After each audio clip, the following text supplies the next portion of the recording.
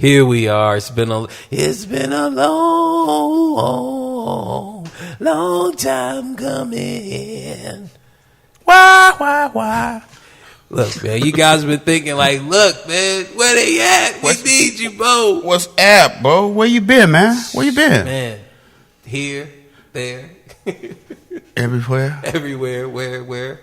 Up and down in the earth? Look, man. Look, guys. I'm excited. We have Mike Dyess. Dyess, man. Dyess. We just went over this. Mike, don't get jacked up, man. We got Mike Dyess. Oh, baby. All right, yeah, fix that. Dyess, man.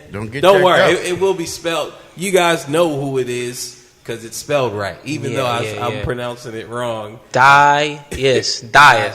Mike Dyess. Okay. Magic Mike Dyess, actually. Magic Mike Dyess. And you guys, I know some of his fans are listening, and you guys are like, man, I can't wait till we can just get the full scoop, hear the story. You guys have been watching him fight and come up through the ranks under all that's been suppressing him. You know, he's still been rising up, and yet he rises. I'm excited. Okay. But first, let us get to the sponsors. Who are we brought to you guys by? Well, my friends. First, Butch Howes, Brazilian Jiu-Jitsu, MMA all day. I don't know what else to say. Go to advancedbkj.com and sign up. We got a tournament coming up. I believe it's June the 10th. Lookers and haters hate outside. Right. Look, man, you guys been wanting to test yourself, been wanting to prove yourself, right, against the best. Where can you go? All right, look, go to advancedbkj.com. Sign up today. Enter in. And you could win. I'm sure they have some type of cash division. You know, you guys maybe can win maybe $350. It would probably be about that. So, go to advancedbkj. Sign up today. Also, brought to you by fidlu.com. That is right. Fid has been cooking up the instruments, resurrecting fine instruments so that you guys can play. People have been biting, okay? People, they're not even resurrecting, they're reviving. You got some people reanimating. You got everything. But Fid is the first to resurrect instruments that people threw away.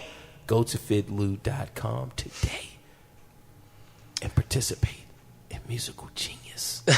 Also, don't forget to come by Hometown Heroes Boxing and Fitness. We're located on Patrick Street. What's it called? Come by anytime. We're usually open about 5 o'clock. And if you want to get the best training around, Butch Howes and Hometown Heroes is the place you need to be at. Ooh, Hometown Hero. Look, this is a nice place, You know, I mean, just looking, I want to train. Like, I want to be better than what I was when I walked in here. You know, so look, guys, definitely come down here, Google it. All right, Google Hometown Heroes. That's what I did. That's how I felt. Don't take the freeway though. All right, look, don't take the free. I took North Charleston, came down. Dude, it would taken me 5 minutes to get here if I had came this way. I Googled it, Google mapped it. It took me on 64 to Montrose, back here. I'm like, what? Oh man, Nah, you should just went straight through the west side, man. Well, see, I'm from Cleveland, so I don't. Columbus, buddy. We got Ohio in okay. the house. Well, technically, I was born here, but I was raised out in Columbus. Okay. Raised part of my life. Columbus. You know, from the root to the fruit. Oh yeah, Buckeyes, buddy. Buckeye through and through. Ooh, last but definitely not least, a new one, I might add, Charleston Tekken. Go to charlestontekken.com. You guys, you gamers out there, you've been wanting to compete in tournaments, but none have been available to you. Well, now you have your chance, okay? You step up, join in, and beat these guys, all right? You're the best amongst 3 people. Well, look, test yourself to 3 more people. Okay, and then from there, 3 more, and 3 more, and 3, and 3, and 3, and 3. Ow! CharlestonTekken.com. Go there and sign up. We have a game that you allegedly are the best at.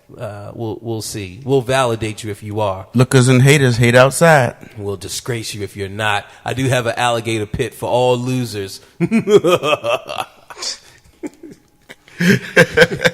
tripping over. And now, there's only one other thing to do. Cue the music.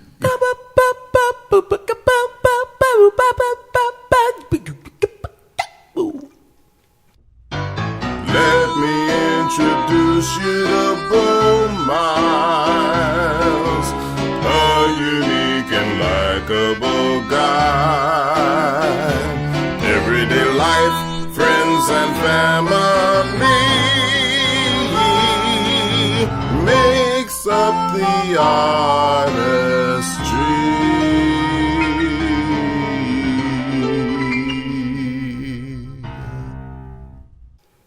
What's up? What's up, man? What's up?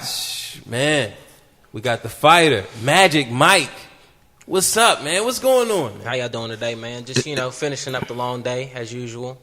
Every single day. It's an every single day thing. A lot of these fighters out here say that they're doing this, but they're not really doing it the way that they're supposed to do it. But me, I do it the way I'm supposed to do it. I train 6 to 7 days a week, every single week of the year. So if a fight come up for you tomorrow, you ready? I'm ready tomorrow, the next day, the day after that. I'm ready yesterday if I had to be. So if somebody walk up to you on the street, you ready? Oh, we handling that. We handling that for sure. No doubt in my mind, we handling that. Now, he has a fight. Look, man, I just saw him last week, and he's already cut weight. He's smaller than what I saw just last week, man. We usually start the weight cut. How you cutting the weight, bro? A half out. Just hard cardio, calisthenics, stuff like that. It's Epsom salt. Dieting is the most important part, which is the most grueling part. A lot of people think it's hard to get in the gym every day for a couple hours. That's not what's hard. What's hard is getting in the gym every day and then leaving the gym and having to pass Rallies and Burger King and all the delightfully tasteful food that you can't eat when you're dieting. I usually eat nothing but grilled chicken and broccoli for months on months on months, and it's just horrible. And you get to taste. I mean, it's just the worst part about this for sure.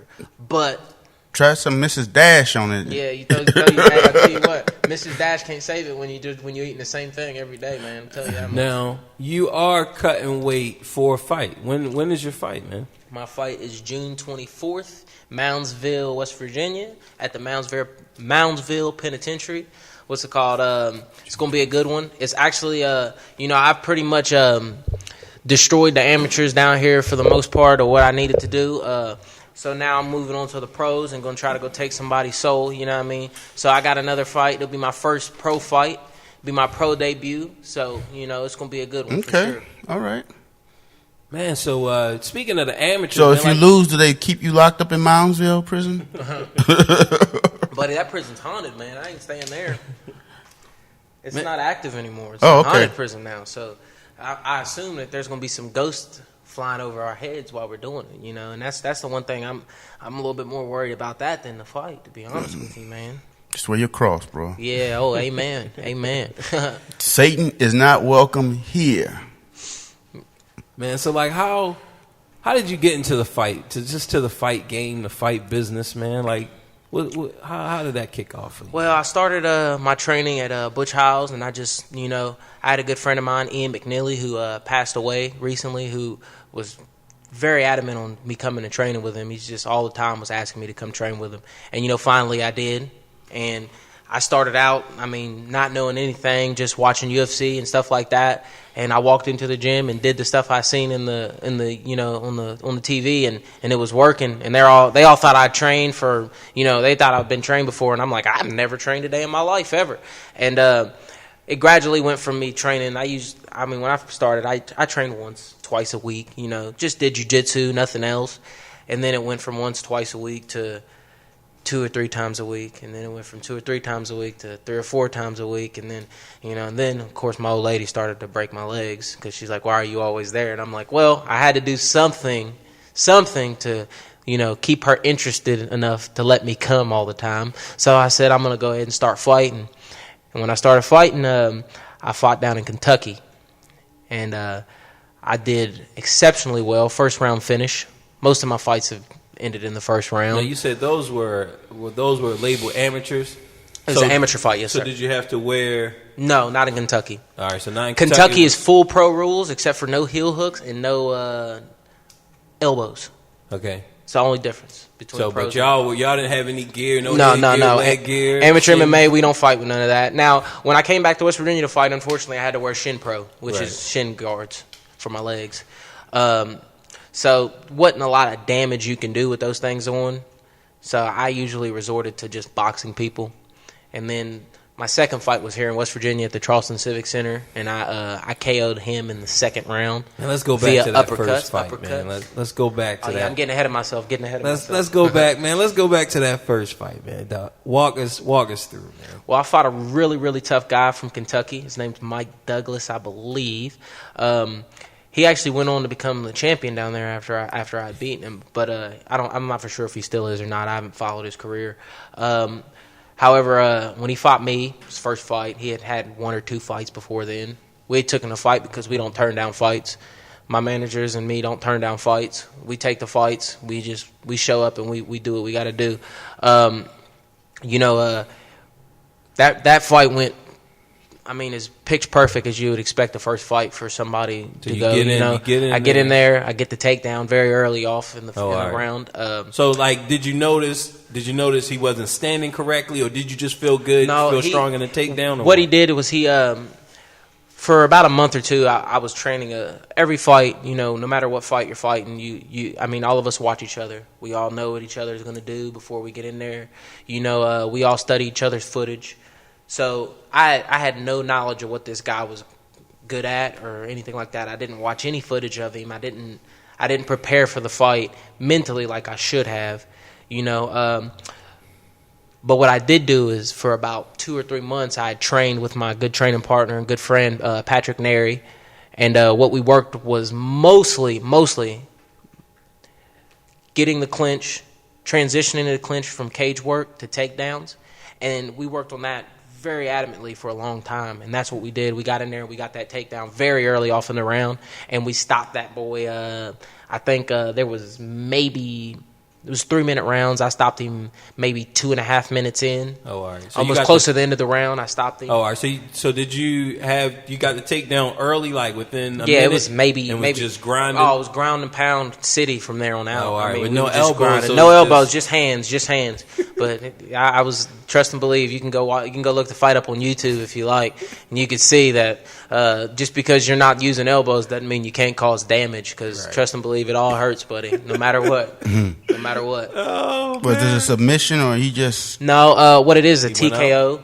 So he was in the... He took a nap. Well, it's not a nap. What a TKO is when you're not intelligently defending yourself anymore. Okay. So therefore, if you're in a position and you're just laying there... So did you mount him?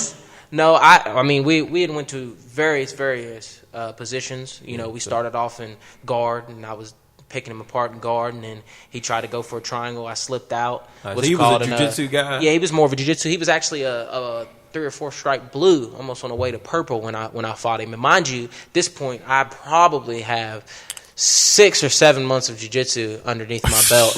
White belt, 0 stripes, you know. And we still went out there and dominated, though. That's all that matters. I tell people this all the time. You know, I roll with a lot of different, very decorated grapplers, very decorated, from wrestlers to jiu-jitsu guys. I get out there and I perform regardless, you know. That belt that you wrap around your gi every day, when you get in there, only covers 1 inch of your rear end. That's it. So we don't care about belts or anything like that. We just care about what we do when we get in there. And what we do is we perform. My team is very adamant on performing. All 3 of my coaches, Ryan Fitzer, Tony Dunlap, and Benjamin Clear, make sure that I'm in the best shape that I could be in to perform. And that's what we're going to do June 24th. Oh, so you're in guard, and then you just start raining down on him. Raining down, buddy, raining down. He was trying to go for triangles, arm bars. You know, he worked it first. That's what happens. See, the thing about these situations is when you get in these situations, a lot of people think, well, I know this, so I can do this, and I know this, and I can do this. But when you have somebody who truly, in that mind state, wants to hurt you and harm you, right, it's a big difference. So in your mind, you was like, look, man, I'm knocking him out. In my mind, we're not looking for knockouts. We're not looking for submissions. We're not looking when I get in the ring or a cage, I'm not looking for anything other than killing you. And that's the thing. We don't look for knockouts. We don't look for that. We look for hurting you, physically harming the person that I get in the ring with. Yeah. And that's how I fight every fight. And if you watch me fight, you'll see that I'm not in there playing games. I'm not in there joking around. Now the lead up to there, you know, I got to have that persona, you know, where I'm getting up there, I'm taunting, you know. All right, I'm getting in my mode, you know. Right. So that's what you like. That's what you like to do. You know, you got to look the part, you know, when you go, you know. So I'm jumping up, you know, I'm doing everything that you're supposed to do, you know. I'm rocking, I'm crouched down in the corners waiting for you, you know. I like to psych my opponents out, and that's what I do. I make sure that they know that I'm not worried about the fight at all, because I'm not. Because the worrying's done here in this place. This is where you worry. This is where you get in here every day and you grind and you get hit and you get kicked and you get punched and you get you get all this stuff and you're like, man, this is horrible. This is not fun at all. But when it's time when it's showtime, you enjoy the moment. It's not. Here's the thing, man. I tell people all the time, and I this is the best way I can describe it for me. Now, this might not be for everybody else, but this is for me. When I'm making that walk from wherever I'm at backstage or wherever to the cage, by each step I take, my anxiety goes, my nerves go. By the time that I take that first step into the cage, it's gone, buddy. I'm not walking to a fight. I'm not walking into a cage in front of hundreds and hundreds of people. I fought in huge venues. I'm home, buddy. That's how I feel, and that's why when I get in there, people know that I'm home. You're in my house now, and I'm gonna make sure that you know that. What's your record? I'm actually currently 4-1 as an amateur. Okay. I lost my 3rd fight via split. All right. I fought a guy. Let's go to that second fight. Okay, we'll get there. The second fight. I fought a wrestler by the name of Daniels. Daniels was his name. He was good, actually. He was good. He had a very good wrestling background, from what we were told. We fought at now, mind you, I've only been fighting at 155 for my last 2 bouts. Before then, I was fighting at 170, cutting weight, not doing the stuff I was supposed to do, simply because we were having a hard time finding fights. Mm-hmm. So I took a fight at 170. Everybody at 170 is bigger than me, because most of those guys are cutting weight. Yeah. So he was a wrestler, so he's a wrestler. Yeah. Weight. Oh yeah. So we got out there and so he's probably cutting down from like 220. Nah, maybe not that much, but he definitely cut a little bit. He had a size advantage. You could look at any of my fights and tell that almost every person I fought, outside of the last 2 guys that I fought at 155, had a pretty decent size advantage against me. Second fight, that was a good one, because first round. Did he get the takedown? Oh no, he didn't get the takedown. We don't give up easy takedowns anyways. But what's it called? First round, he clearly wanted to grapple. So I almost got the rear naked within maybe a minute left in the round, maybe 30 seconds left in the round, and he ended up slipping out, and we ended up going into the second round. But in that second round, And once again, you can look all this up on YouTube. I'm not telling jokes. This isn't a game. In that second round, he caught probably a mean 10-punch combination that floored him, and it was over with within maybe the first 30 seconds. So of the did you second lead? round. Did you lead with like a left jab? No, actually, he rushed me, man. He rushed me. So he came which, in. Which the thing about that is, He was going for the takedown? I trained with. Well, he was definitely going for a clinch. Oh, all right. But after grappling a whole round. And he's tired. He's definitely a little bit more tired. He's tired. He's definitely a little bit more tired. He probably cut weight, so he probably in that round he definitely wasn't as quick or as fast or strong as what he was in the first round. When did you notice that?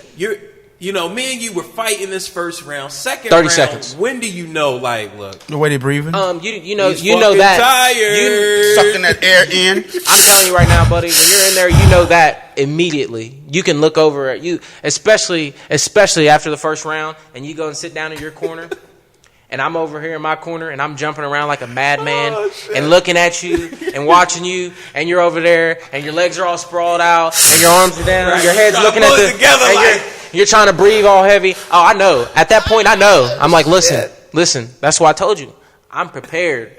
I'm prepared for whatever you're bringing out. I'm prepared. If you want to do 20 minutes straight of wrestling, I'll do it with you. If you want to do 20 straight minutes of grappling, jiu-jitsu, I'll do it with you. If you want to box me for 20 minutes, we can box for 20 minutes. It doesn't matter. And no matter what, at the end of that 25 minutes, I guarantee you'll be the one crumbling before I will, because I'm prepared, and my coaches make sure that I'm prepared. Right. We have hard training.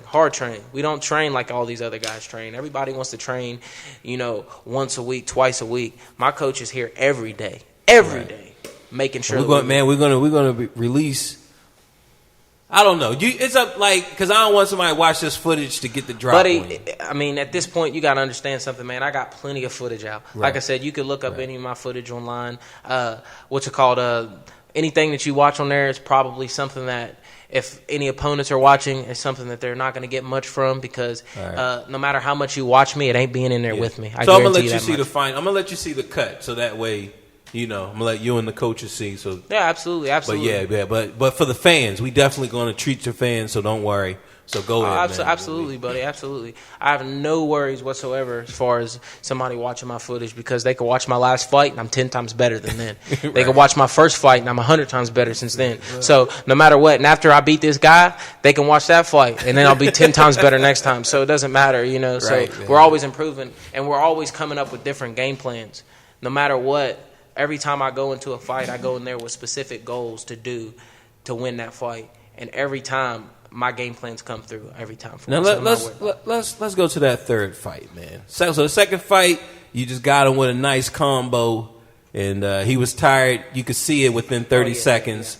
And you capitalized. He rushed in. Vicious uppercuts, buddy. So, with him just trying to come in, him trying to come in. Well, he rushed me across the cage, and I just slipped, bang, slip, bang, slip, bang, bang. Then I got him in a clinch, and I uppercut him. Could you just feel him break, Oh, he was broken. He was broken. A lot of, every fight that I've had, I seen it in their faces and in their eyes that they were already broken before the fight was over. So I knew it was over before the fight started. And that's the sad thing about it is, you can be very prepared. You can train, your rear off. You can do everything right as far as training goes. But when you get in there with somebody, there's always that person that worked harder than you. And there's always that person that might be just that much more prepared to you. So that's how I train. I train like I tell people all the time, while I'm training like I'm fighting the best fighter in the world. I don't train to beat these local guys around here. I don't care about beating these guys.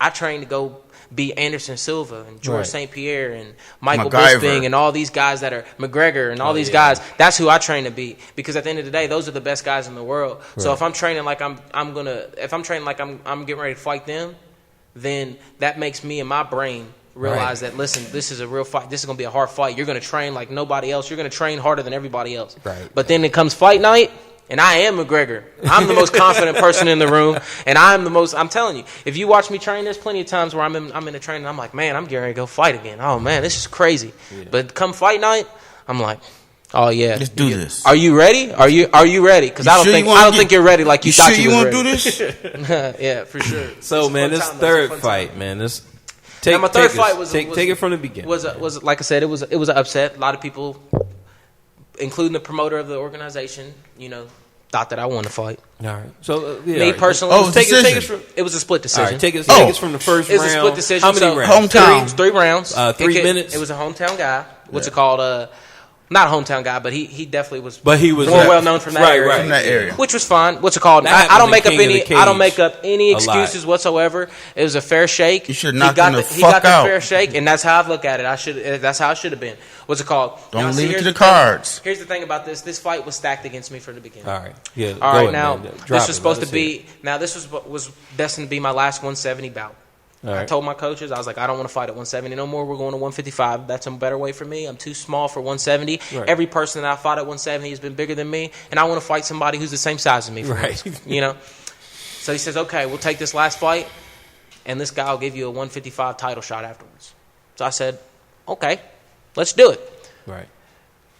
We drive all the way down here, Summersville, or I believe Summersville. Right. And it was a good fight. What's it called? Hard fight. Definitely grueling. What's it called? We got out there first round. All right. For the most part, what happened, it's a very boring fight. And Okay. he probably could Y'all find it feeling too. each other? It's very, no, it's not even us feeling each other out. It was more, I would step back, box. He would grab me, push me against the cage, hug me.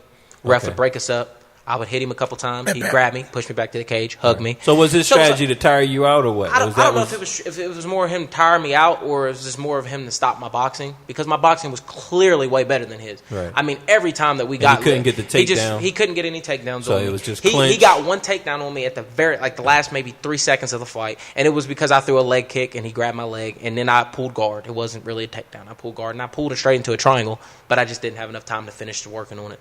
You know, it was a good fight. Like I said, I give that guy the most props that I could give anybody. Right. You know, he got the W fair and square. Right. So there's second no excuses. round. No matter how much people say, "Oh, well, you won." How did the second round go? Second round, same thing as first round. So it's I hit him a just- couple times. He grabbed me, He pushed me to the grabbed you, cage. pushed you I to guess the they cage. scored it off of control because they said he was controlling the fight a little bit more. Because Oh, all right. now, however, he What? walked into the fight at 187 at a 170 bout, I believe he said it was. Now I could be wrong. Now I guess there's some sort of in West Virginia there's some sort of 15-pound allowance as long as everybody's okay with it or something. So, all right, so they question you or did No, they nobody question your told me. managers? Nobody told me or my managers that the guy weighed in so overweight. Came in overweight. Because they didn't do I didn't weight, find they that didn't out. do like, you know I how didn't- they do like the media and they do Yeah, weight? no, they didn't do none of for you? that. I didn't find out until well, he actually showed up very late to weigh in anyways. Everybody, I'd already weighed in hours before, Right. you know. So he knew. And I cut weight to get to 170 like I always Right, did. right. So he knew that he was like. So he came in and he weighed in. He was about I think he said I like you can't quote me on it because I don't quite 100% remember, Right. but he weighed in the high in the upper part of 180 is what he weighed, and I was in the barely 170, you know, because I it's just not my weight class. I'm too little for 170, and he definitely was very, very dominantly. I mean, you can as soon as I grabbed a hold of him, I realized he was way stronger than what I was. Okay. So, you know, I realized then that I wasn't going to be able to grapple with this guy. I was Okay. like, I got to box. Right, But so like, yeah. I got to whoop his ass. Yeah. So at that yeah, moment, yeah, man, yeah. like when you grapple with each other and you realize, okay, he's stronger. What goes on in your mind? What goes on in my mind is, all right, we got to make an adjustment here. This is an adjustment, and that's all it is. It's an adjustment. You're going to fight people who are stronger than you, faster than you, more flexible than you. It's just the way that the game is. So I mean, that's no excuse. You know, he was more stronger than me. He got in there and he played into his game plan a lot better than what I could have played into mine. Right, so Because it's hard. It's very hard to stop a person who's that much heavier and bigger than you. Right. To just clinching with you and pushing you to the cage and hugging you. Right. You know, so I got hugged a lot. I walked into the fight. I mean, I looked the same way the way I look right now, pretty, you know, pretty. The way I look now is how I walked out, you know. Right. So I really wasn't mad at myself or anything. I wasn't beat up or scratched up. Third I maybe round, got was it hit. the same? Same thing. So Exact first, thing. second, third was the same? We'd box. I'd get the better of the boxing, and then he'd crunch me, and then you know, he- and that was what it was. You know, and Right. it was one of those things. How's that controlling? That's not controlling. The ref break that stuff up. Well, the ref breaks it up. He broke it up multiple times. So how's that Because controlling? he couldn't do anything to me from those But positions. they just got what? That he's They just said because he was controlling, he was movement, pushing me like- up to the cage and hugging me and holding And me he's there, probably and I couldn't cutting. get off the cage without the ref stopping. You know, Okay. I understood that. I understood that completely, and he won that first. But shake. he And wasn't that's trying to do that's how any he damage. fights everybody. That's how he he fights wasn't everybody. doing any damage. No. against the Like I cage. said, I So he walked was more in. fighting like a Dan Severn. Not Dan Severn, like That's not fighting, man. Like who used to fight like that? Shane Carwin used to Oh, fight all like right. that a lot. He pushed people against the cage, Yeah, but and see, throw he- strikes from out of there. Yeah, but he so- wasn't. I mean, he really couldn't work much. I mean, for the most part, I got the better of the stand up. He got the better of the clinch work. Yeah. So and they gave it to him on the clinch, which is fine. Which is And fine. you said he got that takedown. At the very last minute, and that could Right. have sprayed. Coulda That could have just- swayed the split decision. You know, Right. They so that's just what it were was. like- Maybe that's what it was. And like you said, if he has promotional advantage, Oh, yeah, for being sure, for sure. being a part of it, For sure. And that's not making any Now, mind you- excuses, but Well, still, you were supposed know. to lose. That's Yeah. what the. Yeah, oh yeah, for sure. Now, mind you, that guy's also. I'm pretty sure he went 6-0 as an amateur, and he beat pretty much. I mean, at 185, not at 170. He never fought at 170. He beat pretty much everybody. Right. I mean, he's beat some tough Now, guys. is he a wrestler or is He wrestled his whole life, I believe. Oh, all right, but he He's a good wasn't guy. He really fights doing out of it. Beckley. He didn't take you down. He No, wasn't no, using no, any no, wrestling technique. No, nothing like that. I mean, he's finished, and every person.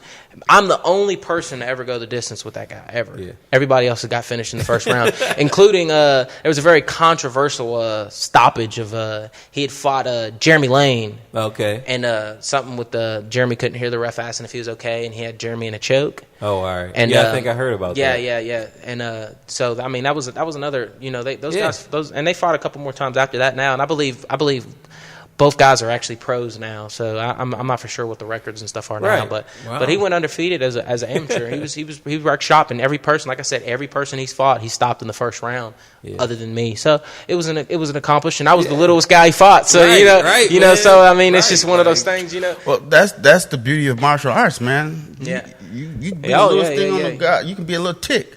And the thing about that fight is, it showed me a lot about myself. It showed me I could be in the trenches in a hard fight, dog fight, and still go out there every round. Like, this is my home. This is my house. And you're gonna know my it. bone. You know Now, looking across the cage, what did you see and feel coming? You know, just leading up to. from the Oh just man, coming off of I got in that cage and I looked across and I was like, I looked back at my coach. My coach was like, "You got this, man. You got this." And in my mind, I was like, "That's a big motherfucker." You know what I mean? That's how I was thinking. I was like, "That guy's huge." But I mean, I was like I said, no matter what, if I would have known he was heavy, I probably would have took the fight. Right. I still would have went in there and fought. My pride would not let me back out from no fights like that. It's just the way that I am. I drove all the way there already. I was there to fight, and I was going to fight, you know. And it was a good fight. So I mean, it is what it is. Can you strike to the neck? No.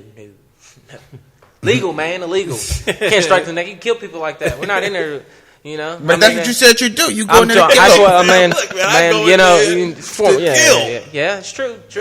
But I'm not trying to, you know, break your neck or nothing. You know? But it was a good fight, though. I mean, like I said, it taught me a lot about myself. Now, did you have another fight after that one? Yeah, I fought two more times after that. All right. Now this was Both my next fights were title fights. Okay. The promoter was impressed enough with me to give me a title fight the next fight. for that 155. For that 155. I was slated to fight one guy, and then let's just say So this was a vacant title spot. No, it wasn't a vacant title spot. There was a 155 champion. All right. I was scheduled to fight him. 2 weeks before the fight was supposed to happen, he backs out. Says he doesn't want to fight anymore. Says he hasn't had enough time to train. He don't want to fight yet. So the promoter says, "Listen, man, we got this guy who's been waiting to fight you. Either you're going to fight or we're going to strip you of the belt." And he says, "Strip me of the belt. I don't care." So he gets stripped of the belt. I get scheduled to fight another guy. This is pretty aggravating, actually. You know, I had a lot of people come to watch me fight. 155 bout, title fight, 155 title shot. All right. The title shot. Guy shows up 178. So at this point, I'm starting to get pissed off. You know, Right. I'm like, man, this is the second time this has happened. Right. And last time I And lost was a it the split same? decision. Was it the same organization? Same organization. So I'm like, all right, man, now I'm starting to get a little bit upset about this. You know what I mean? I'm like, we're going to have to figure something out. Like, look, y'all. If y'all don't have 155 division, then you know. So that fight got scrapped. So here I am. Oh, pissed so off. they just said, look, don't. We're not going to do it. So that pissed me off. So I'm like, all right. So we're on to the next thing, which, you know, I'm like, all right, well, I'm not fighting unless it's for a belt here. So don't even call our phone unless it's for a belt. Right. We get the phone call. You're fighting this guy. I'm like, all right. 155. 155 title shot. All right. This guy makes weight. Everything goes according to plan. All right. And this is where the Magic Mike came to fruitation. Let's say that. Fruition. This is where it came into play. Let's just say that. You open up a can of whoop ass. So we go in the fight. It's a good fight. Everything checks out. Doctors, everything's fine. Everything's perfect for both fighters. We get out there. He throws quite a few punches. He lands one or two. All right. I start Is to he a slip boxer? and counter. I'm not quite for sure what Just it was. like even I'm not like sure. you know. Well, I like know a he little was boxer. he was a state champion wrestler too. This guy Okay. was. All right. Okay, so he was. He was a state champion wrestler, but he definitely wanted to stand up. He definitely wanted to stand up and fight too. We went out there. He threw a couple punches. He landed some. Right. You know, like I clinched or with jabs him. or He's what? supposed to. Well, he just It's was a swinging. championship. Yeah. All right, just like you know, so yeah. He was he's game. Supposed, he's Like- supposed to come out there ready to fight. You know, ready He to was bang. he was a champ level fighter. Yeah. Oh yeah. Everybody. Yeah. Oh yeah. For sure. All right. You know, I got him in a clinch. Dropped some knees to his stomach. All right. Boom. Clearly knocked the wind out of him. Right, Took all of blew the them life things- out of them him. things Grabbed hurt. up a guillotine. He escaped. All right. I then, you know, we're on our backs. We our jiu-jitsu is strong if we have to be there. We don't want to be there, but our jiu-jitsu is strong if we have to be there. So, you know, I got on there. You know, during the guillotine, you. Oh, I had it. went- I had it, but at the same, I pulled guard. Yeah. All right, so you What's it pulled, called? I had locked it, in. but you know, Y'all sweaty. sometimes we're sweaty. Sometimes you got to realize something. It's better to let go of something Right. that you don't have Right. than to sit there and yank on it and make yourself tired. So I let it go, and then you know So we now started you're grappling. Now I'm on the bottom. All right. You know he's trying to hit me. I'm defending everything the way I was trained to do. You All know. right. I get the sweep, 3-foot sweep for any of you jiu-jitsu guys out there. You know what that is. We go straight in the mount. I drop some bombs, turn him around. Now, I got to give it to the guy, man. He was a savage because he was one of the only people that I've ever caught in anything that did not tap. He refused to tap. All right. So I ended up having to choke him unconscious. Oh, all right. So you was dropping them bombs on him. Elbows He did or no, no just elbow? hands. All right, What's it dropping called? the hands. He did the classic. He did the classic. He did the Turtle classic. up. You know, he did the classic. I'm in mount and I Right. have nowhere else to Yeah, go. flip over. So he gave up his Gave up back, his and I back. sunk in the choke. And then you deep, sunk in the deep. chin. Oh All man, right. stretch chicken. All right. Stretch Oh, chicken. all right, so you stretched him out. Yeah, yeah, it was All right, beautiful. so then beautiful. he's like, you And know. he didn't tap. He would So not you- tap. boom, you got in, So I had to choke him out. locking in, I had to choke him out. Oh yeah, and just yeah. Oh, boom, yeah, squeeze. Yeah, yeah. Oh, Was he thinking about the tap? I'm not for sure if he was thinking about the tap and he didn't get a chance to tap. Right, like, but 'Cause like, from I your mean- feeling, like, because I know you just like, Oh, I'm just choking, buddy. It doesn't matter what you're doing underneath me. I'm Right. just going to put you to sleep. Yeah. So he fought it. Don't get me wrong. like, he because was you fighting wait, the choke. you wait for the ref. Yeah, oh, The yeah. ref to Oh, break yeah, it the up. ref breaks it up, You for hold sure. it and tighten Yeah, oh, until yeah. the ref stops it. And then, you know, after I choked him unconscious, you know, of course, when he came back to, you know, it was like, good fight, man, shook his hand or whatever. Yeah. It actually turned out that me and the guy ended up being cousins after all that. You know what I mean? It's crazy. Crazy situation. But after that, you know, before they gave me the belt, Which round was this? this first round, buddy. First round. First round. All right. Oh, yeah. After that, this is where the Magic Mike came in. This is when people started calling me Magic Mike. I did a little dance after that. You know, I was so happy. I just won my first belt. I did some weird. I did a dance, man. And Is that your belt over there? Of course, Is that your belt over there? No, those are all my cousin Lee's belts. Oh. What's it called? Fortunately, what's it called? After I did that dance, what's it called? It just kind of stuck, and that's what people have been calling me. Oh, so you did like a little stripper dance? Yeah, sort of. You know, I did a little sexy dance for him. You know what I mean? And of course, the crowd went wild. Everybody went wild. Yeah, you know, that was funny. it was funny. I was just being funny. I wasn't trying to start nothing or anything like that. right.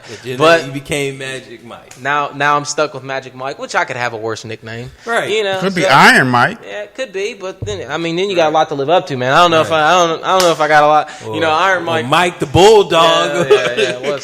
Man, if you got a name like Iron Mike, you got to be putting people to sleep on the regular. got to be. You can't be Iron Mike and not. Right. You know. So, but it is what it is. So I got a question. I have a question. Shoot it at me, big guy. Okay. McGregor? Connor, yeah. Conor McGregor. Mm-hmm. He's supposed to be fighting Mayweather. Floyd, money team, buddy. So, what's your prediction? My prediction, I tell you what. Now I'm an MMA guy, coming from an MMA guy that boxes boxers all the time. Okay.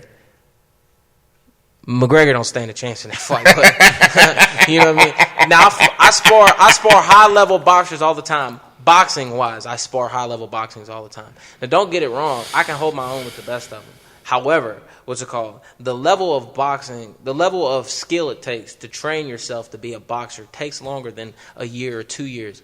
Floyd Mayweather has been training nonstop for, 40 years probably. He's what? How old is Floyd Mayweather now? 41, right? Yeah, I believe like he's 41. 40s, So I would that. probably say Floyd Mayweather, with his dad being the boxer that he was and his uncle and all, I would probably say that Floyd Mayweather probably started training when he was probably 6 or 7 years old. So I'd probably say Floyd Mayweather's probably got at least, let's just spitball it and say he started training at 10. He has at least 30 years of boxing experience behind his belt. Now, that's not to say that Conor McGregor has not been training a long time, but Conor McGregor has been training to be an MMA fighter, which is why he's light years ahead of everybody in MMA as far as stand-up goes right now. Mm-hmm. What's it called? But, however, no matter what, it's a fight. And it can always go, it's always 50-50. And there is the opportunity that, and I would say it will happen, if it does happen, it'll be the first, second, or third round where McGregor lands something big with that left that he has, because McGregor puts people to sleep, man.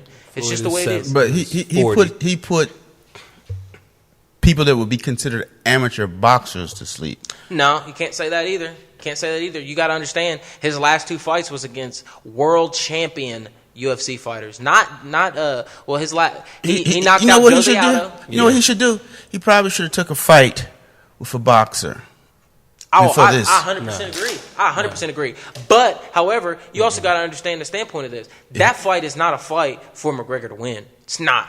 It's for the money. If you walk in there and get beat up for $75 million, who cares if you win or lose? I know I don't care if I win or lose. I tell you what, put me in there with McGregor or Mayweather right now for 75. You don't got to give me that. Give me $5 million, and I'm gonna go in there and take that ass whooping like a champ and smile while doing it, and then get out of the ring and be like, I didn't expect to win. You guys expected me to win? You're stupid. Man, 75 mil. McGregor, man, I just got him winning, man. Do you? Yeah, man. I got him winning, man. I tell you what. Like I said, if it happens in the first 3 rounds, I think McGregor has a chance. It might not be a great chance to knock Floyd Mayweather out. Well, let me say However, if it goes the distance, Floyd Mayweather is going to destroy him. He's going to destroy him, and then not only is he going to destroy him, he's going to destroy him and probably go for the finish. I would say. Right. I would say this would be the first fight in a long time Floyd Mayweather is going to probably try to go for a finish. Because Floyd Mayweather, I mean, when he fought Berto last, he didn't go for no finish.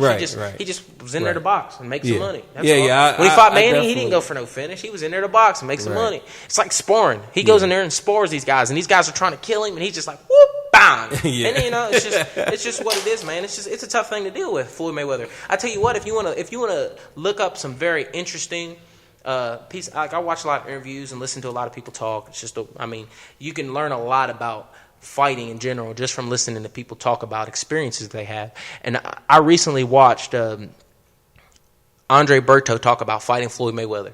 And he said the one thing that stuck out the most about Floyd Mayweather is how conscious he is about everything that's going on. The timing on the clock, the way you're breathing, the way you're moving. If you adjust something, he picks up on it. He watches you in the corner when you're in the corner to see if you're, he doesn't take his eyes off the opponent even when he's in the corner and he's listening to his coaches and the coaches are telling him, you got to do this, Floyd. He doesn't ever take his eye off of what's going on. He's a very conscious person. Where the ref is, where the ropes are, so when you can get that sort of ring awareness, and that's the sort of ring awareness that Conor McGregor has sort of established in the UFC, in the octagon, when he's fighting people, you can tell that he's aware of everything that's going on. He's aware if he sees your hands twitching, he thinks you're going to throw that hand, so he waits for it. And he counters. Bam. Is he going to do that to Floyd? I don't think so. I just don't see it. In my opinion, I just don't. Like I said, I spar boxers all the time, and I'm telling you, it's just a different sport. That's not to say, because if Floyd Mayweather ever had the audacity to come and fight, even a low-level MMA fighter on the totem pole, he would get crushed. But even if he's fighting Ronda Rousey in the ring, I don't know. He might can take Ronda. I wouldn't take it. He can take Ronda. I wouldn't take it there. But I would say there's some low-level tier guys. Look, man, she gonna get the takedown. She gonna get the takedown, like she did Nunes, who isn't as good as a boxer as Floyd Mayweather is. Look, like she gonna get the takedown, man. Hopefully so. I mean, I would like to. I tell you what, just like McGregor Mayweather, we always sit around and be like, "This is stupid. I don't even know how they're fighting." But guess what? Everybody's gonna go watch it. Right? Money. No, man. Watch it. Man, I got Conor winning, man. Well, I saw Conor training, and the one thing I saw him doing wrong he was boxing with no shoes on. Yeah, that's an MMA thing. But you know what? It's a whole different ball of wax when you got shoes on. It is. Trust me. that ring. I box without shoes on, and I box with shoes on. I do both. Sometimes I come in here and I box straight like a boxer. And sometimes I come in here and I try my MMA stance and I box and it's a big difference. It is. It's just a different sport. It's a different beast to tame. These guys are in here training 5 to 6 days a week, every single week, to do nothing but punch you. Yep. Me, I have to train 5 or 6 times a week to train kickboxing, Muay Thai, Brazilian Jiu-Jitsu, wrestling, boxing. What's it called? When your time is completely 100% dedicated into one sport, into one thing, one style, there should be nobody who's breaking all their time up into 5 or 6 things that should be able to beat you in that. Right. If I'm training 7 days a week to be a pianist, I agree.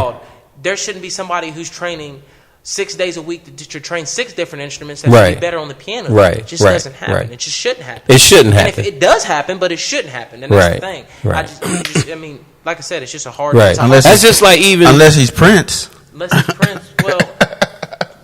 Well. But Prince. That's just like Bruce Lee. And I know those are anomalies in the system, buddy. It's people that haven't been tested. Like, look, man, I know that my haters are gonna flare up right now, man. But these guys have never been tested. Prince has never been tested, and Bruce Lee has never been tested.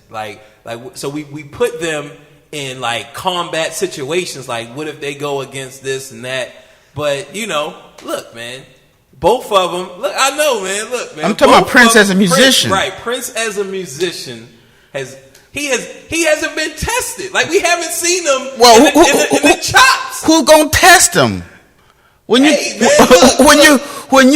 you turn your state into an institution. But that's promotional. That's marketing. No, just like Bruce Lee. That's not skill. That's marketing right there. That has nothing to do. Like, okay. He's Prince. And Soulja Boy are the same. They make money off of music. Okay, but Soulja Boy ain't gonna make the kind of money Prince made. To say that Prince and Soulja Boy is the same is just crazy, bro. When it comes to musicians, do you know how many instruments Prince can play? Musicians making money. Do you know how many instruments Prince can play? There's a bunch of broke musicians who can play a bunch of instruments. True. It doesn't matter what. But a whole bunch of broke bro, they're not Prince, bro. Right. We're not gonna keep talking about this because this is the debate that we'll have for the rest of the night. Look, I know it's hard for you guys to hear this, man. No, it's not. It's not hard. Bruce Lee has never been truly tested. You're misinformed. Nobody could beat Bruce Lee. So how you gonna test? What do you mean nobody could beat him? No, he hasn't been tested. He did not have the platform for people to challenge him. But he did. No, he didn't. This is the thing about Bruce Lee. This is the thing about Bruce Lee. The stuff and the styles that Bruce Lee implemented into his martial arts. Yep. Okay. Changed the game of martial arts forever. Yep. Forever. It changed. You gotta understand. Bruce Lee was a legitimate martial artist. He don't understand. He wasn't around then. Do you know that he was a baby stealing milk out the refrigerator. He jiu-jitsu and everything, bro. So you gotta understand. At that time, what I'm saying is, at that time, there was no cross training before. There was no guys who were training. There was no guys who were training boxing and Bruce Lee changed everything, bro. If you look how many different people that Bruce Lee trained with, what's it called? I'm telling you, bro. The thing about Bruce Lee is he set the platform for what people like me are doing now. When you got all these people who are training for mixed martial arts. So, with that being said, you can say that Bruce Lee didn't have the platform that I have right now to go out there and try to put myself up against the best people in the world. He didn't. You're correct. However, he set up the platform for me to be where I'm at. So therefore, you can't sit here and say, well, he ain't never. It doesn't matter because he didn't get tested because he passed away early. He didn't get tested because of that. And that's the only reason. Because if he was still alive right now, there's no doubt in anybody's mind that he would be trying to do something like what we're doing now. You don't think so? He would have been beat. Like if he would have competed against. Look, this is what Chuck. But Norris, he did. This is what Chuck Norris had to say. He whooped Chuck Norris. Look, Chuck Norris said Bruce Lee was an actor. Chuck Norris said, look, and this is during the time when he was. He only said that after he was dead. And look, man, look. Chuck Norris said, look, I am a fighter. Bruce Lee is an actor. Like, it's the same as Ronda Rousey and Nunes, or back in the day when it was Gina Carano. You're talking about a man whose kick was so fast. Look, man, I'm just telling you what Chuck. This is what Chuck. But Chuck was his I understand that. Chuck was his biggest enemy.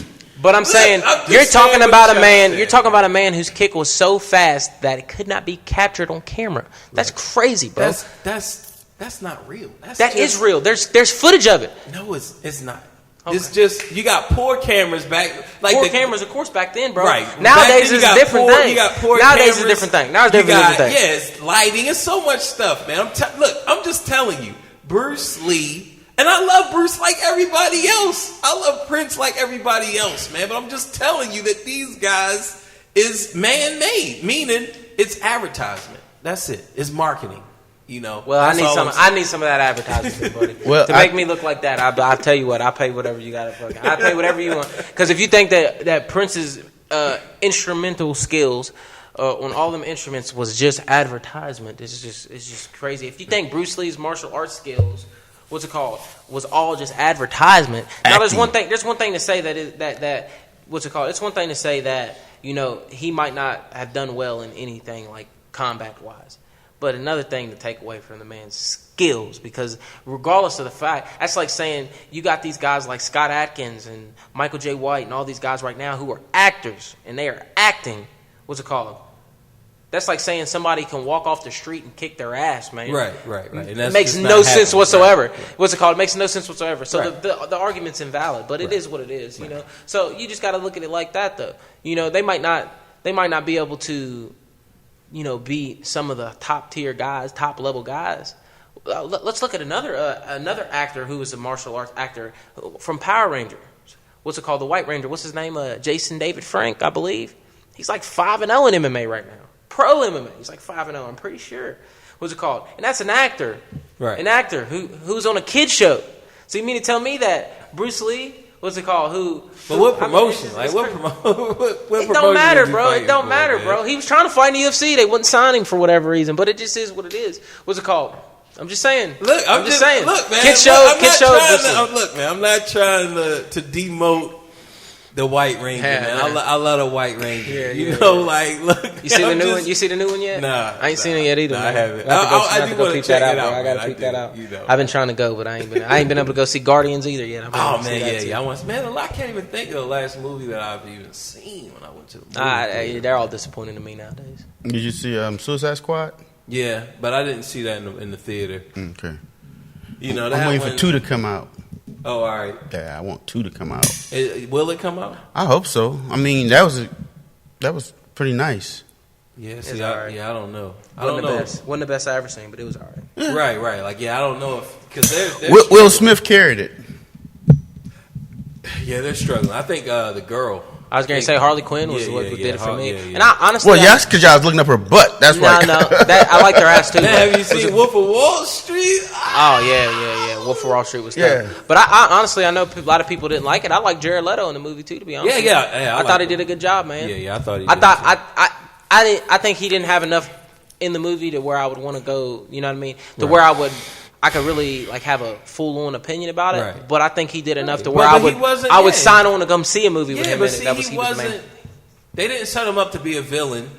You know what I mean? Yeah. So the way they made it seem is that they were going, like the Suicide Squad was going to be going after Joker, and then it wasn't, and then it was just like it was just too much. Yeah, but it is what it is. Yeah, they just movies are disappointing, man. It's just the way the movies are nowadays. Yeah, they just throw them in there. You know, so it's like it's no room for character development when you got your protagonist. Even look at these horror films, man. Look at these horror films. These horror films are horrible nowadays. Horrible, and everybody loves them. All of them. Everybody loves all these horror films that are coming out. These Paranormal Activities. And all this stuff that's coming out, man. And this fear and all. I mean, it's just and it's all horrible. I grew up watching Stephen King's movies, man. Right. Cujo.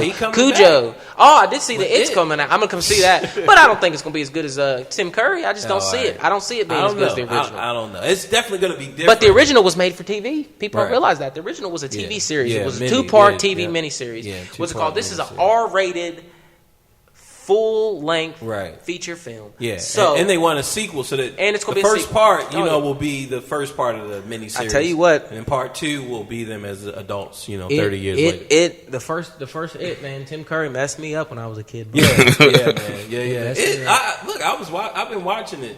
I picked it up recently, man. I watch it all the time. I love it. Like, I still love it to this day. I Yeah, love all I the do Stephen too, King's man. movies. Children of the Corn, Cujo. I What's it called? didn't get Pet into Sematary? Pet Sematary. I was loved right, all of them. but I loved all of didn't. them, I didn't for get sure. into Children of the Corn. Like I just didn't understand For it. I was sure. scared, but I them all. don't I really love them. remember. I love all of the old Stephen King's movies. Like bro. I don't remember the plot or anything. All of them. I try to get my old lady. She wasn't very big into that type of stuff growing up. Me growing up, I used to watch all that stuff, man. Here's a question for you. What type of spousal support do you have? And if you don't want to answer that, you don't have to. Oh, she's the greatest. Okay. Can't complain not one bit. Okay. Can't complain not one bit. I train 'Cause it 6 gotta be days hard. a week, It's and I gotta be work hard, and I work 5 days a week. So I work all week, and then I get out of the work, and I go straight to the gym and train all week. So therefore, she only gets me on Sundays, usually, typically. So how can I complain about somebody who really can't, who really?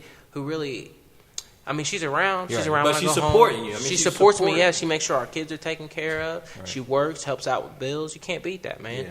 And when I run into that big check, she ain't never gonna have to do nothing else for the rest of Right, her life. right, And she man. knows that, and I make sure that she knows that on a regular basis because that's what you're supposed to do as a man. You're supposed to take care of the mother of your children. And all these guys don't realize that, and I just don't understand how these guys don't realize that their mother of their children is a very important aspect in your life because that's going to dictate your freedom and what you have to do to support for your family. And that's why I have the freedom to support my family the way that I feel it, which is going to work every day and then coming here to the gym and training.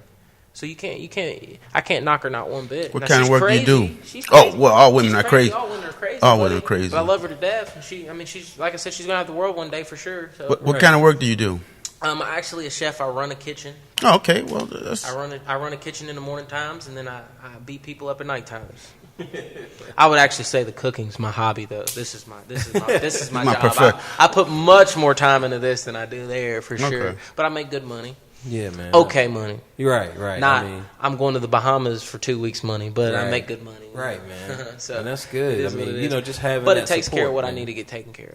Having I that pay the support bills, there pays the is bills, solid, so. man. That's what it's all about, man. Yeah. It's definitely a lifestyle. Does she come to your events? Everyone. Okay. She's right there in the front row cheering me on every. Get him! Oh, Whoop yeah. that motherfucker's Oh ass! yeah. Oh yeah. You pull up them videos, buddy. I guarantee you'll hear her in every single one. Every single one. Right, That's how man. you're supposed to be, though. That's how you're supposed to She be. ain't try to get in the ring, did she? No. Okay. If that's your man, and he has a dream and aspiration to do something big, and it might not be something that you see a true future in, it's your job as a woman to support him in what he's doing. Just like it's my job to support you if you have something that you want to go do. If you want to go to school and be a nurse, or if you want to go to school and be a veterinarian, Now- it's my job as your man to support you in that. Now, do your coaches, you and your coaches, do y'all have a plan? And this is not just you, but like when a new fighter comes to the gym and they're like, I want to become a fighter and I want to do this. I really want to do this. Is there a plan from, okay, we start here and at the end we end up on the big scene with you making a lot of money? Yeah, oh, absolutely. I talk to my coaches about it all the time. We have big plans, buddy. We're not shooting for the ceiling. We're shooting for the stars, and that's how you should be. I tell people this all the time. No matter what you're doing, you should strive to be the best in your field, no matter what it is. Right. If you are if you make shoes, if you're a cobbler and you make shoes and fix shoes, you should be the best in that field than anybody. And that's how. And even when I'm cooking, I think to myself, I want to be better than every cook ever. Right. That's how I think. And that's how I take that same mindset into my fights. I don't want to just be better than the next guy. I want to be better than everybody. Right. Everybody. Now, how many tiers do you have to climb before you get to like Bellator and the UFC? Like, like how? Oh, there's a far road ahead of this, buddy. This is just one step. Really, it's just like every other business, buddy. I mean, you could have 3 fights and go to the UFC, or you could have 10 fights and not go to the UFC. It's just the way it is. It's more about who you fight, what promotions you fight in, and it also is about who you know You know, you got to have the connections to get to where you're going to go, you know, Okay. and we got some good connections. All right, so does that all fall into the management? Is that how, It's as a new management, fighter, yeah, it's management and it's Promotion. What you're sending out, you know, you got to understand. People don't want to see some boring stuff. They want to see something exciting. Okay. They want to see somebody get up there and go in there and do work, son. You know, they don't Put wanna that see- work in. They want to shout out the Big Black who died the other day. Rest in peace. And not man. break a sweat. Put Yeah, that work you in know. and not break a Hey, sweat. look, man, they want to see somebody go in there, put that work in. Yeah, Oh! you got to do it. You got to do it, man. sincerely, and like I said, it's a hard road, man. But if the thing about being on a hard road like I'm on right now, you know, I've seen multiple people jump off of this road and say, I just can't take it. Yeah. And I'm still here, trucking along. Do you feel like you're getting soft No. sitting here talking to us? No. Because while you sitting I here love you guys, resting, man. I love you. while you sitting here resting, the rest of the guys are putting their work in, Right, man. your opponent. Hey, I tell you what, I put in more work today than what most guys put in their whole week. But Okay. don't just best believe I was well trained. If you would have came a little bit earlier, you would have seen how much work we put in Okay. here, buddy. And I guarantee you, if you go watch other people do this, what we're doing, and watch us do it, I guarantee you're gonna be like, wow. These guys are doing some other stuff. My coach has made me spar. I think the longest I'd spar was 33 minutes straight. When they just rotate different guys in. Yeah, well, sometimes you do it, same person. Sometimes you rotate new guys in. The thing about that is we have the Floyd Mayweather dog pound rule sometimes, where it's you go until one of you quits. Oh, right. And considering that all of us are, I mean, fighters are just people who are really, really, really big egos, you know. Yeah. And you let your ego get in the way sometimes, and you get in there, you start slugging it out with people, and next thing you know, 30 minutes later, and you're both super tired, and you're like, oh my god, I don't want to do anything else. But you know, that's what makes you better. So Those days so when you y'all get are tired- stable mates here? You all are stable mates here? Yeah, we're all teammates, buddy. It's Okay. just, we all, and you know, no matter what happens, we get pissed off at each other. I mean, you're punching each other in the face. You're gonna get pissed every now and then. Yeah. You know. So what's the name we of shake this? each other. This team is what? Is Hometown Heroes, it buddy. Hometown Heroes? That's the name of the team. Hometown Heroes. Like, so when y'all go fight, I mean, like, that's the gear Oh and yeah, that's yeah, the team. buddy. Right there. Right there. Do you play video games? Oh, I love video games. Okay, so you good in Call of Duty because they got a $6,000 championship coming up. Yeah. I'm not that good in no Call of Duty. Okay. Trust and believe, I've seen You some of better- them guys play before, and I tell you what, I get my ass handed to me online. So trust and believe, I know I ain't ready for nothing like that. Okay. You got to put your work in though. Yeah, Get, exactly. To get but, to that point. But see, here's the thing: people spend their time playing video games. You should want to. If you spend your time playing video games, you should want to be signing up for something that's going to pay you $6,000 Right. for doing it. That's the problem with the world right now. Like I said, if I was gonna play video games and want to make money off of playing video games, I don't want to just be the best video game player in West Virginia. I want to be the best video game player everywhere. So and you- that's what people don't think like that. Right. So, worst, like I said, go to charlestontekken.com and figure out what you guys are doing. Because if you are a professional video game player and you think you got the stones to The beat everybody stones? else, then go make that $6,000 and say you heard it here, so that way you can throw me a piece of it. You know what I mean? We looking What for did I sponsors miss? anyways, you know? For sure. Yeah, man, that's what's up, you know. But that's the thing, and like, Was that World War II y'all are doing? yeah, man. It looks good, man. I'm not gonna lie, it's the first one I've been interested in a Yeah, while. I yeah, really ain't a yeah. fan You of Call of got you Duty. got till November to get it together. Yeah. Well, Look, shit, man, he that- got this fight game. I got a boy. fight coming on stuff too, buddy. I got to focus on one thing at a time. Right, man. I'm telling you. That's the It's thing. Like, definitely- like the best. Like when it comes to games, man. Like the best fight. Like, cause I'm a fighting game player. You know. Yeah. The best fighters really come from like Korea. Japan. Yeah, you know. Because you got to understand something about them. A lot of them places, buddy. Sometimes them guys are not doing anything but playing Right. video games for 12 Right. hours a day, every single day. Right, man. Right. And I remember. And their country sponsor them sometimes. Right. in those Yeah, things. man. They have So like huge their country, tournaments their and government huge sponsors things, them, man. and then they go over here and kick everybody's ass and Right. come back and say we won this and we won And that. like- And they look great because they're really. Those are all societies that are really built upon honor of themselves. You Right. know what I mean? And like I remember, man, Even like back back, in the when old I was playing Street Fighter, like I was playing on the Xbox, and you know I got a chance to like play people in Japan and Korea. And You all play For over. Honor yet? And no, You no, played it yet? No, I haven't played. Oh it. man, you gotta pick it up. If you're a fighting game man, that's a fighting game right there. Oh, all right. That's one of the most sophisticated video games I ever played. It's hard. Don't get me wrong, but I mean, but see, I'm a Tekken player. But I was playing. Tekken's hard too, man. I used to play when I it's- was younger. I haven't played any of the last. Yeah, couple it's ones. definitely technical, man. It definitely is a technical. What's it game. called? I haven't played in a very long time. But I was the best. Like the Street Fighter games back then, before 3, I stopped. I went away. I stopped playing them. I started playing like Soul Calibur. I stopped playing Tekken. Tekken Tag was the last Tekken I played. The first alright. one. The first one. Not the second one. The first Tekken Tag. When you had the bowling. Yeah. That's when I stopped playing Tekken. You said, look, man. I played the Mortal Kombat, though. I like the Mortal Kombat. The last one they put out, Mortal Kombat XL. I like that one. It was pretty decent. Yeah, I couldn't played complain a little bit of it, but I haven't, like really the only game I play now is Tekken. But yeah, man. But like even in my Street Fighter days, like when I was playing those cats in Japan and Korea, like I was beating them. Yeah. Like no problem. And I remember it would be guys that have like 6,000 wins, and and I just hopped on there, so I only had like 4 or 10. And they like man, look, man, we like for you to be beating us like this. You have to have played this before. Like I'm like, yeah, man. I play like in the arcades and stuff. Yeah. But I'm just on here just playing around with y'all. But like they could see, But that's the thing, man. That's the level. Like I can't turn down like my game is Tekken. When that tournament comes up, and it don't matter where it is, you got to get it in. Look. I got to get it in, bro. That's just the way it is. Trust and believe. If somebody said, hey man, there's an MMA tournament going around the next week. Right. You win $10,000, $20,000, buddy. I gotta go. Right. I gotta go. Even Even if you just used to whooping kids' ass locally. you gotta do it. You gotta do it. Right. That's the way I look at it. Yeah, But man. I mean, it just is what it is. Well, people are scared to put that money. Well, where that see, mouth is. you look for a sponsor though. You look for a sponsor. You look for somebody just like you got a promoter. You look for a sponsor. See, and that's what that's what like I was telling you, man, I'm gonna actively look, because I found sponsors for gamers. Yeah. Gamers who didn't even show up.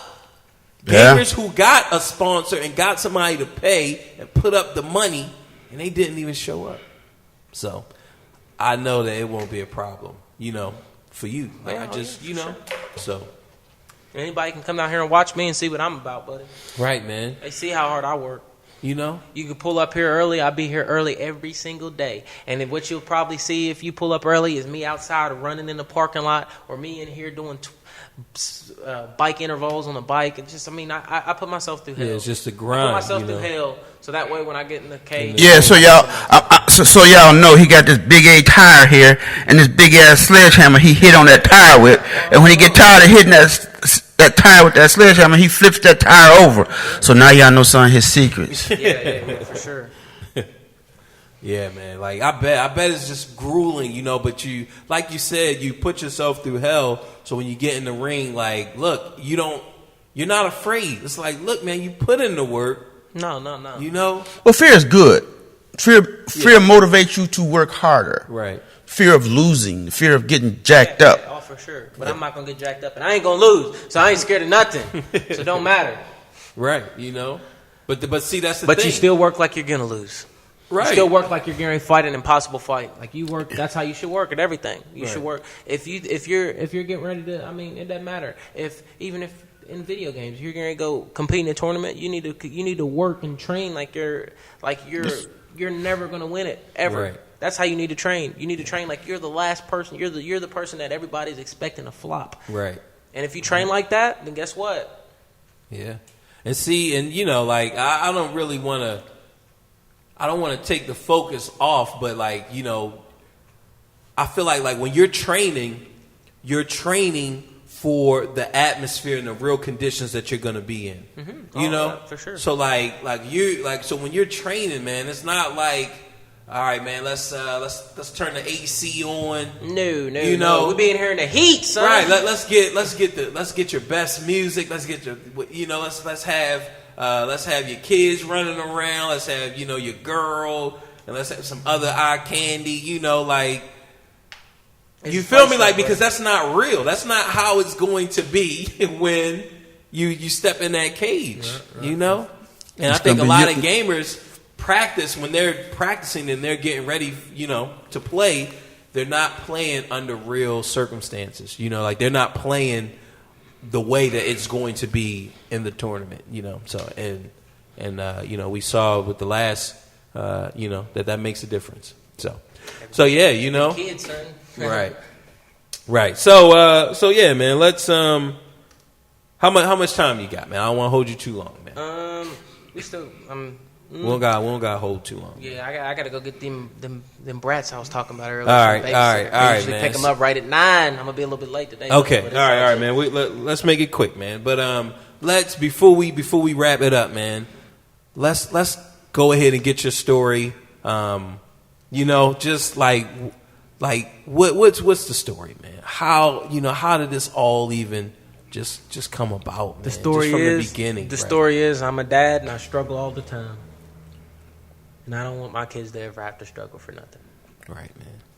I didn't go to college. I graduated. Could have went to college. Didn't go to college. What's it called? So now it's to the point to where, I don't want to say this is all I got, but this is all I got. Right. And this is what I'm good at. And right. I don't want to do what you believe I don't in. want to do anything the rest of my life that I don't love. Right. Going to school was not for me. I love doing this. I love getting in here and getting dirty and getting punched and kicked. And I know it sounds crazy, but I love this. And this is what I want to do to support my family, and this is what I'm going to do to support my family. So at the end of the day, there's not really a story behind it. I could work and do what I'm doing now for the rest of my life and live comfortably, for sure. But that's not what I want to do. Right. That's not I have what a you good love. paying job. This is what you This love. is what I love. This is what I'm going to do. And this is what I want to do. And this is what is going to be done. It's just the way it is, man. There's no story behind it. It's just the fact that I'm a fighter, and this is where I was born to do. Well said. There's nothing else left to do but to recap on our sponsors. Who were we brought to you today by? Well, my friends, Butch Howes, Brazilian Jiu-Jitsu, MMA all day. I don't know what else to say. Go to advancedbkj.com. Sign up. Remember, we do have a tournament coming up June 10th, which is a Saturday. It'll be at West Virginia State University. So we got that coming up. Go to Advanced BKJ. You guys have been wanting to learn Brazilian Jiu-Jitsu all your life. You've been seeing, you watch Hoist kick ass, okay? You've watched Mike kick some ass. A little bit of jiu-jitsu here, some boxing there, But all in all, I mean, hey, if you had to know something and you're going against Mike, I would at least say, look, man, at least know some jiu-jitsu. I would at least I'll build you up on some jiu-jitsu. I'm no slouch anywhere, so it doesn't matter. I've got great stand-up. I've got great grappling. So wherever we go, we're prepared. It doesn't matter. Right. If you run against somebody like Mike in a dark alley, look, man, I would say at least know some jiu-jitsu. turn around and go the other way. Turn around. So go to Butch Howes, Brazilian Jiu-Jitsu, MMA. And anybody's welcome to come train with me anytime. I train all the time. So, shoot me a message or whatever if you want to get some rounds in and see what this stuff's really about. Then you can come right on down and try it out. Ooh, the invitation. That's not like a challenge. Right. No, it's not. No, it's not a challenge. It's just like, hey man, come train and see what you come get in the game. Right, see man. if you like the this game. is what you guys have been wanting to do. This is what if you're a man. You talk that talk. Look, man, I could beat him.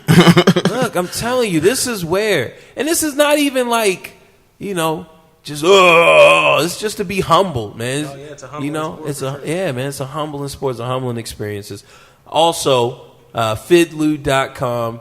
Definitely go to fidlu.com and check it out. Okay, he's out there. He's resurrecting instruments, bringing them back off the brink of extinction. Okay, go to fidlu.com and get started today. Last but definitely not least, charlestontekken.com. Look, we got tournaments where we're gonna have commentators. We got all types of stuff bring it to the area. It's gonna be crazy. Be a part of it. Okay, we will not forget you. But at the same time, those of you who skipping out, we will not forget you. So, charlestontekken.com, baby. There's only one other thing to do, Fid. Cue the music. Oh, dang, man. It's been so long. It's been so long. Peace.